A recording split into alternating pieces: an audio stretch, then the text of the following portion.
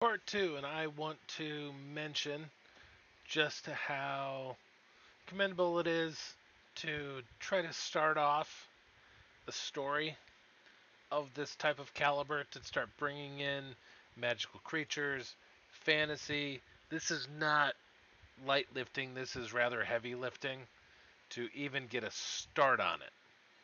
So, like, I don't want you to necessarily be discouraged that stuff is not looking great, that I've made a bunch of marks here.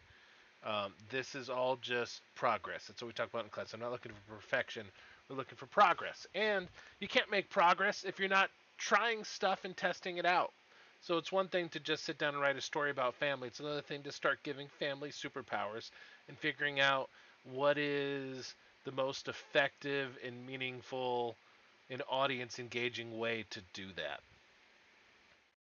So props to just like putting yourself out there.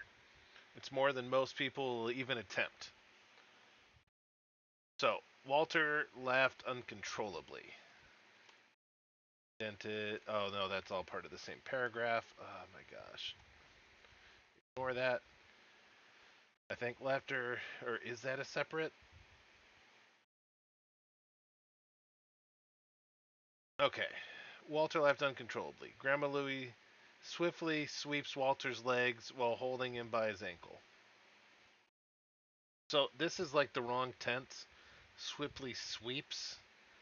Because now we're going present tense, which like there is an immediacy to that, but it should be Grandma Louie swept Walter's legs while holding him by his ankle. Why? How is she holding him by his ankle? Is she on the ground or is he just super tall? Whoa there, grandson. Your granny is a beast. Take this spot out. This just reads kind of funky.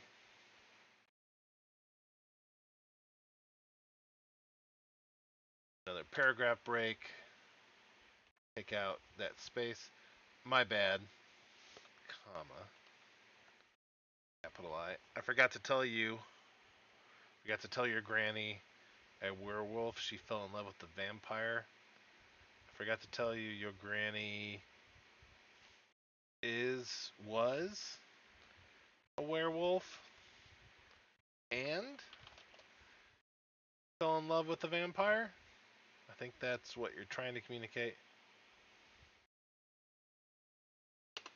All right. So now it sounds like we're changing topics. As time went on, they started. So that's what I'm doing the paragraph break. As time went on, they started to understand the dream and purpose our lives truly held. Almost might do a double paragraph break to separate yourself from this as kind of its own section, and now you're getting more um, moving along. As time went on, they started time skip to use anime lingo.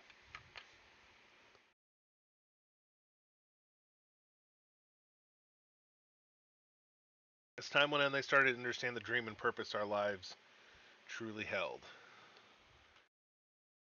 Understand the dream and purpose. You need like a that. Our lives truly held. That or a witch. Let's actually pull up Gemini. When when and why do you use that and which?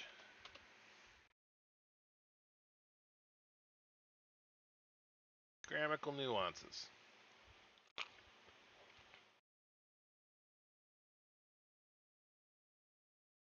Strictly defined by whether a clause is restrictive or non-restrictive.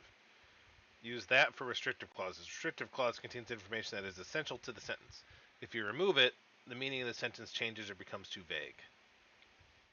Which for non-restrictive. A non-restrictive clause adds bonus or extra information. If you remove it, the core meaning of the sentence remains intact. This was something I didn't know. It's something more that I would intuit, that I would sense. So, does it work without that? Time went on, they started to understand the dream and the purpose. Understand the dream. So we would need. I'm guessing Lou Milnati's just texted me. Nope. AT&T taking money from my account.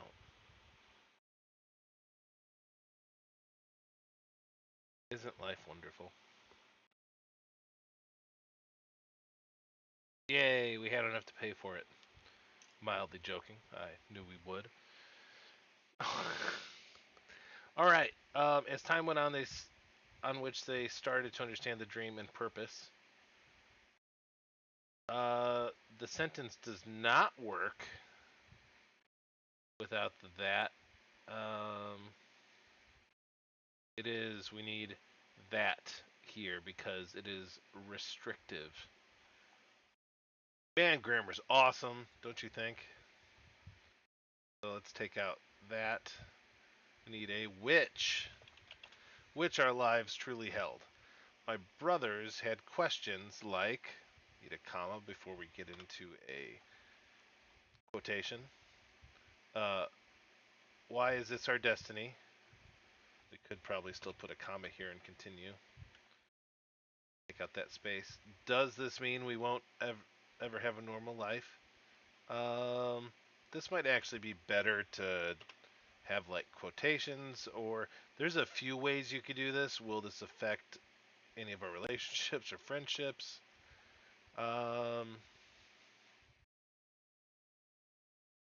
Or you just put it all in one chain. The questions like this should actually take out the comma, like, or you could say such as, and then do a list of questions. I don't even think you need to put in quotations. Like, we understand that they're quotations, but if you do it with the like or the as, because they're in a list format, so I just, you don't need the commas, just do them as a regular list without the quotations. I'm messing this up to all different sorts of degrees right here.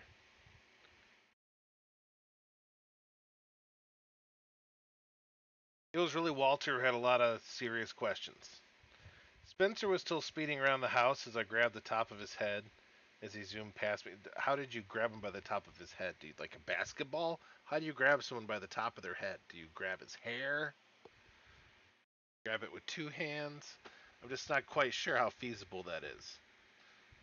And I would love an explanation as to how you see it happening, because I am very unclear to me how I should be seeing this happening. Spencer was still speeding around the house as I grabbed the top of his head as he zoomed past me. Uh, you might want to see. We're kind of time traveling again. Spencer was, as you could more clearly and probably easily state this. As Spencer zoomed past me, was as Spencer was zooming around the house. As he approached to zoom past me again, I stopped him. I grabbed him by the top of his head, something like that. I scolded him. Slow down, brother. Comma. I'd probably just say like slow down. Slow down.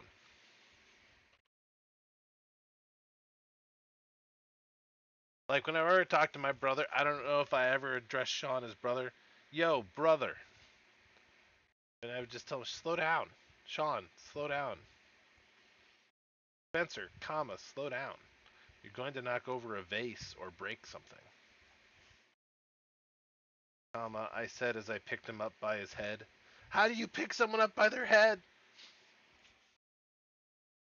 He let out a quick leg kick, which,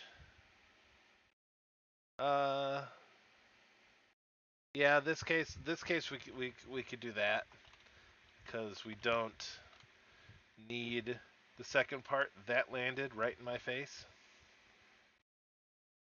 I'd say that's a good enough sentence to picture fully.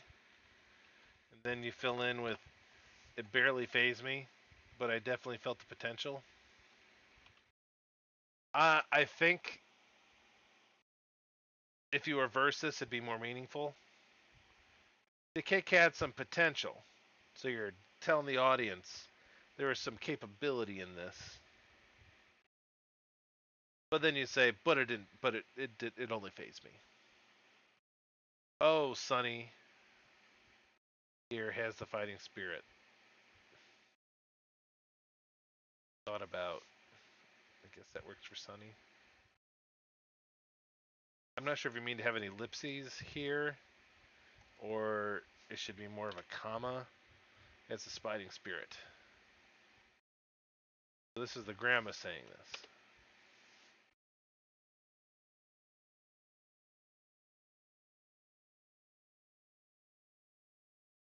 Grandma.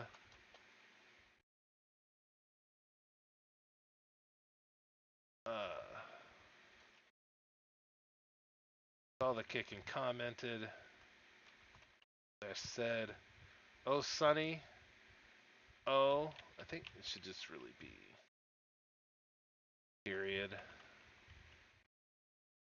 Sonny here has the fighting spirit." So she gets her own statement. Now we're moving on to the next statement, which means new paragraph for the new grammar. See, grandma, or yes, comma, grandma. So when you use a name, when you're directly addressing someone, yes or no, you're going to have a comma after. Grandma, then you do it after people. Hey, comma, Pete, comma, what do you think? We see, Brandon said. Well, test him out first. I think because outside now, something, grandma, then screamed.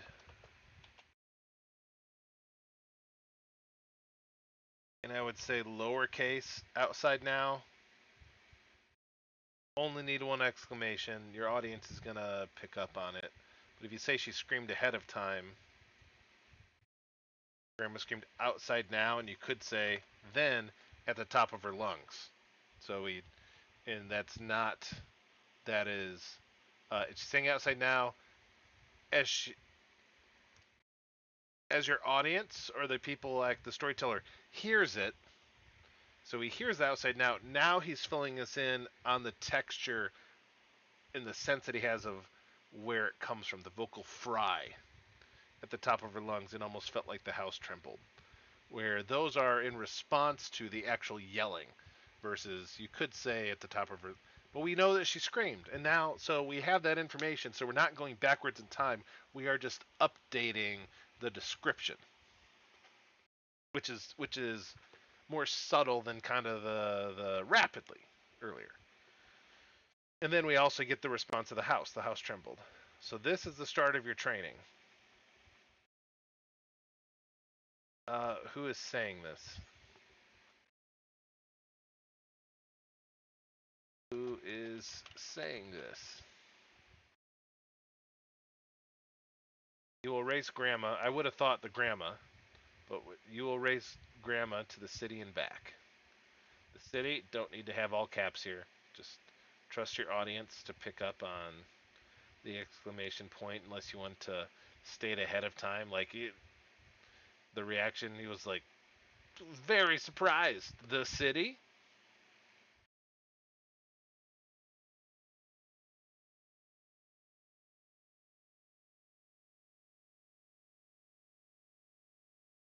Walter and Spencer stared with a confusing glare.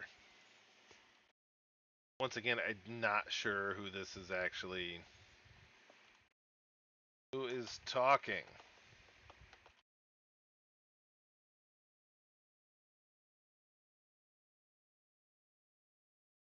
Actually, have its own.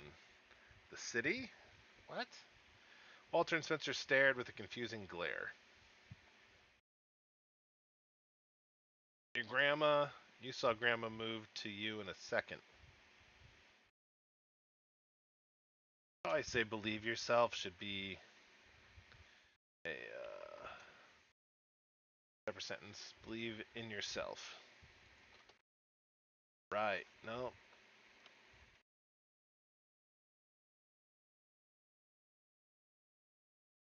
Right. Walter and Spencer agreed. So this could be right. Walter and Spencer agreed. As they took.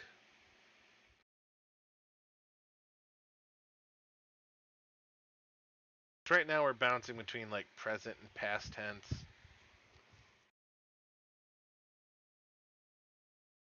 I'm just tired. I didn't get a whole lot of sleep. I'm sorry. I like slept for 5 hours and then woke up. Grandma dropped low and followed Walter and Spencer as I counted down before I could get one out. 3, 2, 1. Their grandma had the lead as they reached the checkpoint. Okay, there is like a skip of time here. I need a bit more information. It's like, how far is the checkpoint? The city? They're off. Grandma had the lead. They were off? Grandma had the lead as they reached the checkpoint. Okay, so the checkpoint's the coffee shop, which is the coffee shop our parents having a date to not cause suspicion, but also monitoring the race. So the parents are aware of all this. This is just awkward phrasing.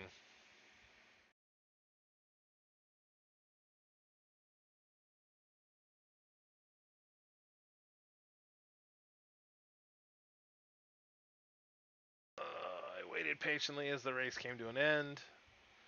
So this is the big question. Why don't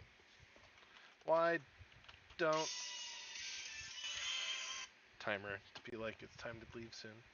Why don't you actually give us a vision slash sight of the race? Who's around? Are there people that could see this race?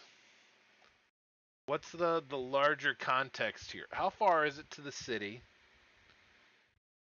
Right? There's a lot here that's not being explained. I am following the narrative, but I'm not able to picture it fully.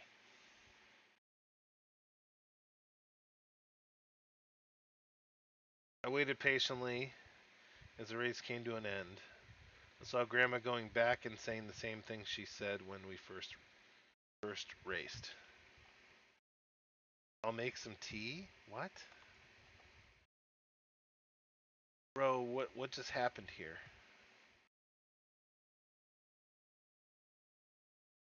Face there. Green tea, please. Then ask? Or is that just instructing? Green, please. I asked with a grin. Whatever. As my granny waved her hand, need a comma here. My grandma waved her hand. Walter, so that's kind of we're moving on past her now, so paragraph break. Walter and Spencer reached the finish line. Spencer, being ahead at, reached the suspension line. And Spencer was ahead of Walter. There's a much better way to like put this. Give us some suspense, some suspenser. See what I did there? Some suspenser. Whoa, Walt. Whoa, Walt. Should be commas here. You let Spencer win? I asked while laughing uncontrollably. No, I didn't let him. I'm just getting used to moving at this speed. How fast? Let me see how fast the speed is. Oh my gosh, there's more story. Um,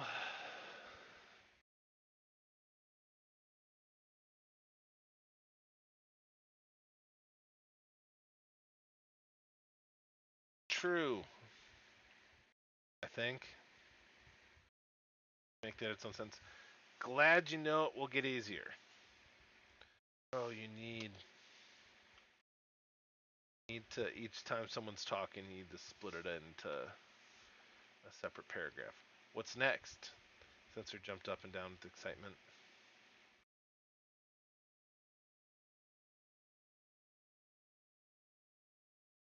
Calm down, brother.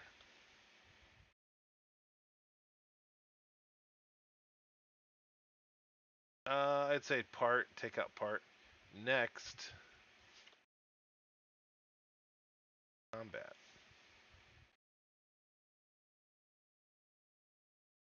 I threw them in the ring. Time jump. Where'd the ring come from? We went to the ring. I threw them. I threw them in the ring.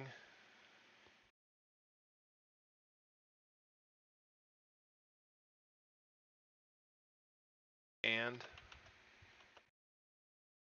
now Walter had Spencer beat since he picked up on MMA early in life.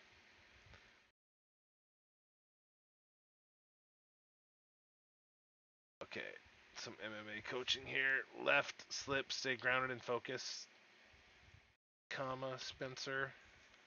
I tried coaching Spencer through this sparring session. Walter already knew to tone down the power being more advanced. Not sure who's talking.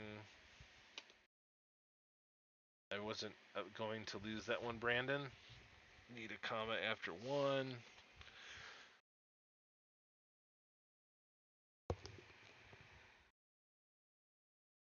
Walter gave a smirk off to show them what they are in for.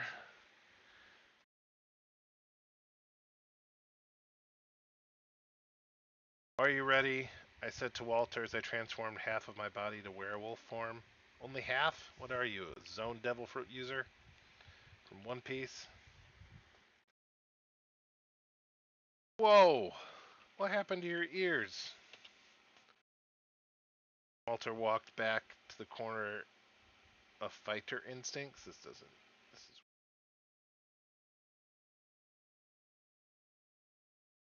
You'll unlock your perfect form once your body reaches its peak. Or like me before. I'm or like me before. I'm not sure what that means. Or like I have. It's just the or is kind of throwing me off there. As I close the gap, comma, I pick him up by his throat and slam him through the mat, leaving a big hole. As I get up out of the hole, Walter jumps out as if that didn't phase him. I'm not done, Walter yelled. I like the action. I feel like the floor might give way before the mat, depending on the type of mat. Is this a cushion mat? I feel like the floor would cave and the mat would conform to it. Like the mat's on top of something and the floor underneath, if it's not there. I'm sorry if you can't see just because the mat is probably not solid and hard. Be a better way to like visualize that.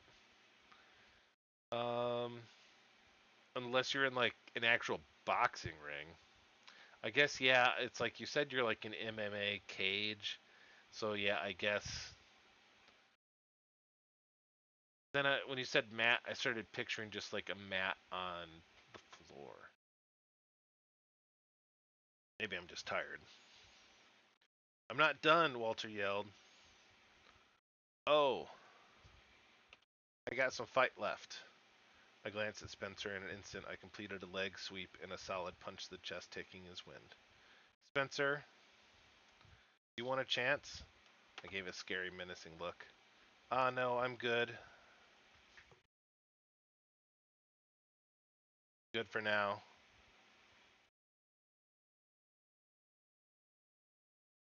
I'm much more visible learner anyway, as Spencer stared and said.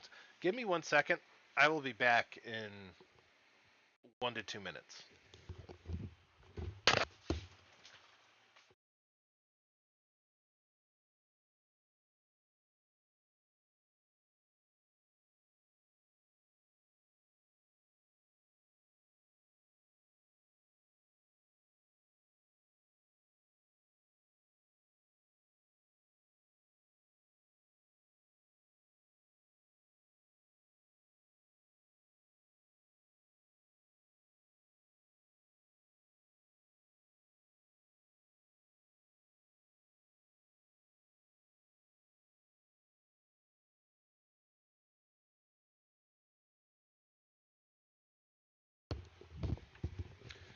I thought about pulling at some of my own writing, which I guess I could, but I'm going to go back to, just for the sake of the fight, one of the best ways to understand how to write effective fighting passages, and this is working. It needs a bit of work. There's a lot more you could add to it to up the drama. I think one of your goals would be to generally up the drama. And what I have here are boxing stories by Robert E. Howard. He was the best writer of boxing stories during the pulp era. He also created Conan the Barbarian. If you're familiar with Conan, I got a poem I'm going to look up. I'm going to go ahead and start pulling up my Scrivener, which is where I have like all my writing.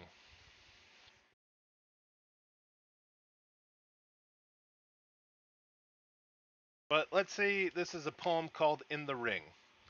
Let's see how we can picture some of this. So please just ignore what's happening on the screen. In the ring. Over the place the lights go out, except for the cluster above the ring. So we're getting the overall space, right? The crowd begins to thunder and shout. At the tap of the gong I whirl and spring, and I hear the snarl of my charging foe, the Cobra Kid from old Mexico. And the ropes ain't there, and the crowd ain't there. It's me and him, in the ring, lights glare. Like cavemen foes in an age of stone, on the ridge of the silent world alone. He ducks my lead as he surges in. You can see it, he ducks it. And his left hook crashes against my chin. And he shuts my eye with a roundhouse slam that feels like the bunt of a battering ram. The lights are swimming, and so is the ring. Blind, I fall and clinch and cling. The referee grunts as he tears us apart, and I ram a left in under the heart. As he batters me across the ring, jab and uppercut, hook and swing. A torrent of smashes that never slack. I feel the ropes against my back. Hard to the head he cannonades, and I hit the mat on my shoulder blades. My brain's full of fog, my mouth's full of brine, but I hear the referee counting 9. And up I reel, though my legs won't work, and the ring lights swim in a crimson murk. The cobra rushes, set for the spill, wild and wide open, blind for the kill. In desperate reelin', I shoot my right, the last blind blow of a losing fight, and my right connects and his head goes back, till it looks, begod, like his neck would crack. New strength surges through every vein, and the panther wakes in my punch-drunk brain. His knees, they buckle, his white lips apart, as I blast my right in under the heart. His jaw falls slack, his eyes, they blink, as deep in my belly, my left I sink. Then every ounce of my beef goes in, to the right I heave to his sagging chin. The leather bursts and the hand gives way, but it's the end of a perfect day. He hasn't started at the count of 10. The referee lifts my hand, and then I hear the yells of the crowd again. So right here, we're just like deep in this dude's point of view. We get the sense of the setting. You know, we get the blood murk he's seeing as his eyes bleeding. It's visceral. We feel it. I don't really have a fight scene in the rest of the book. This is all short stories that were published, for example. But I can give you an example of. I can find it quickly. They're all different books. Power dynamics. Power dynamics.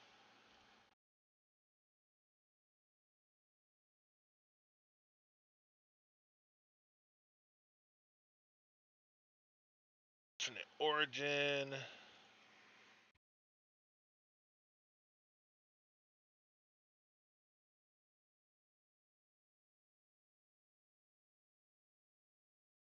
All right. So Hannah's been buying some boxing gear, And also, I use Hajime no Ippo as a reference, which is the boxing manga. Um, they're in their basement. She's been buying headgear and stuff, so let's look at this. Just trying to, it's very difficult just to describe the physical interaction between characters, so that it's much easier just to show it visually, right? Um, we had the first line that I didn't really like. I tossed out. It took some time to build out the rhythm, but Trent and Hannah got that work done. So actual sparring today should be a comma here. Trent held the red and black headgear and turned it around with an inspector's eye. Oh, just put it on, Hannah smiled as she dipped her head down and slipped her white and blue headgear on. Trent looked her way and was surprised by only seeing a T-shaped box of his wife's face. The white cheek protectors came in under her eyes almost to her nose, then rounded down and outward, revealing her mouth as she put in her pink mouth guard. The top of the cheek guard connected with the blue pad that went across her bow. Should be brow. By the way, the different colored lines here, this is from, oh my gosh, what's this called? Pro Writing Aid. Because Scrivener's typing stuff, grammar stuff kind of sucks. And I'm also trying to, like, I might be going into too much visual detail when I'm trying to describe it like it's a T shape, the way that the mask is, the boxing gear, but it's like, I just want to be clear. And also that perspective of only seeing those small parts. It's one thing to generally picture it. Really, I kind of think about, like, Magneto's helmet. Um, brow and covered her entire forehead to the top of her brow. He smiled as Hannah tipped her head sideways to tighten the chin strap. Then patted her white and blue gloved hands together and bounced away. Keep it moving, slowpoke. Trent slid the headgear on. He wasn't one to ever wear helmets or hats for that matter, the closest being one for cycling. And that extra weight made his neck feel weak. And his rotated his head. It should be he rotated his head.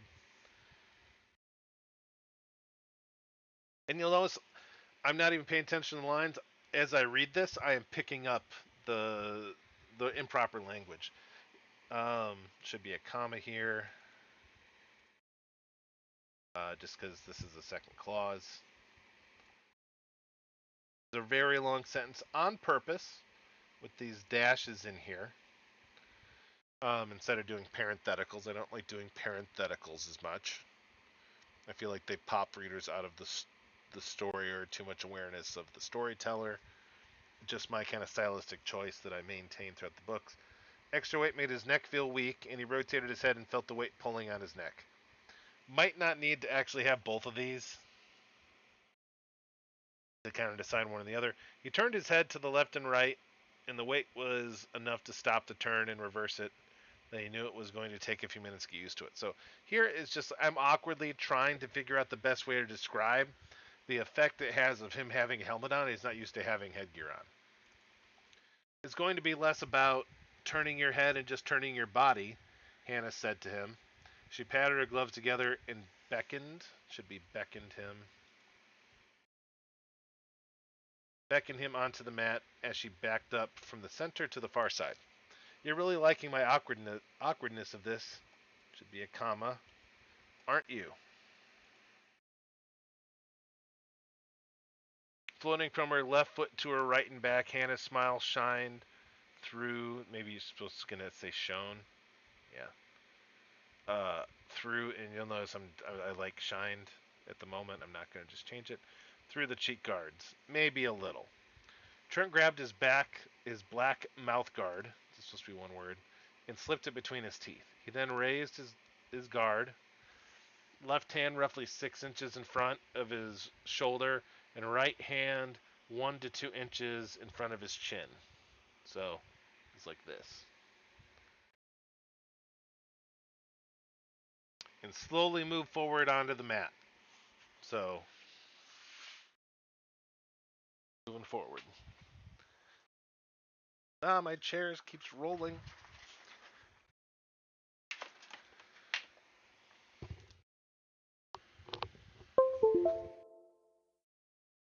Hannah's eyes instinctively widened as Trent approached.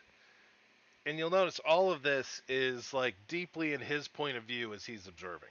I'm not going to Hannah at all. We're getting her dialogue, but it's all Trent's observations. His steps were heavy, practically dragging his right foot behind him. Scary. There was a very surprising urge to flee. Okay, now we're actually getting her point of view.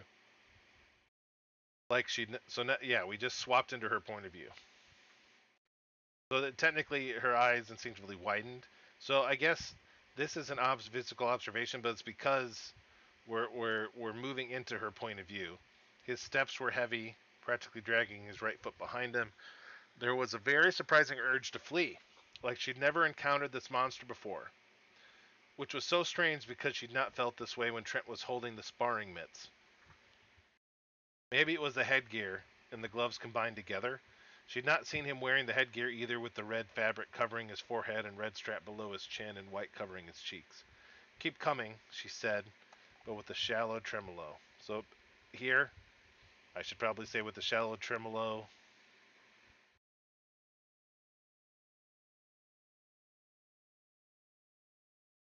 Oh my gosh. Nope. Nope.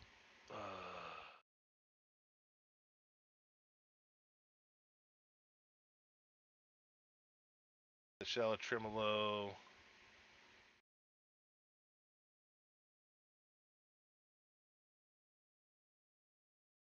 She said the shallow tremolo.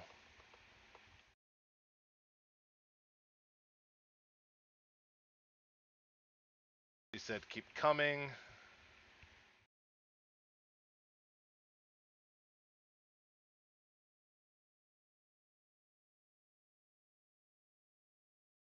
Part of this was, when I'm writing, um, I had her say that. Then I'm thinking about how she said it, and that's why I would write how she said it after.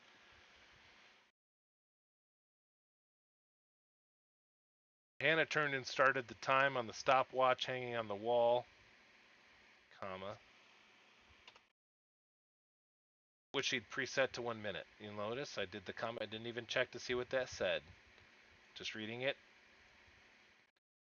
It took a few tries without having fingers. With a beep, comma, she turned around and saw the imposing presence near the middle of the mat. Light on her feet, she approached. She held out an extended left arm. Touch my glove and we'll start. Don't I have a fight?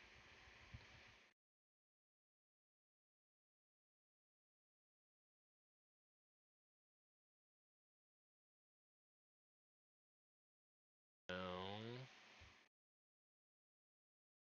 Um.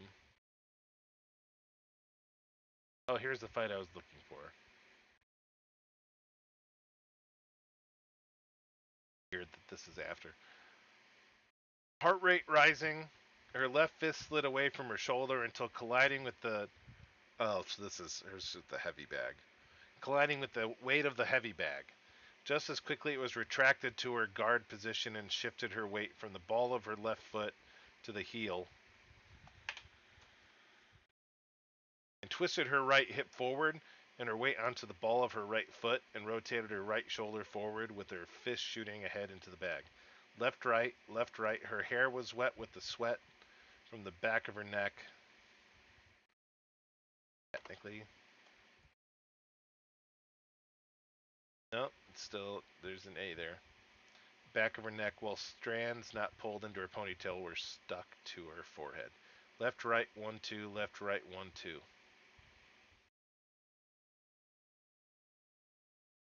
Okay, so now we actually have the fight, I think.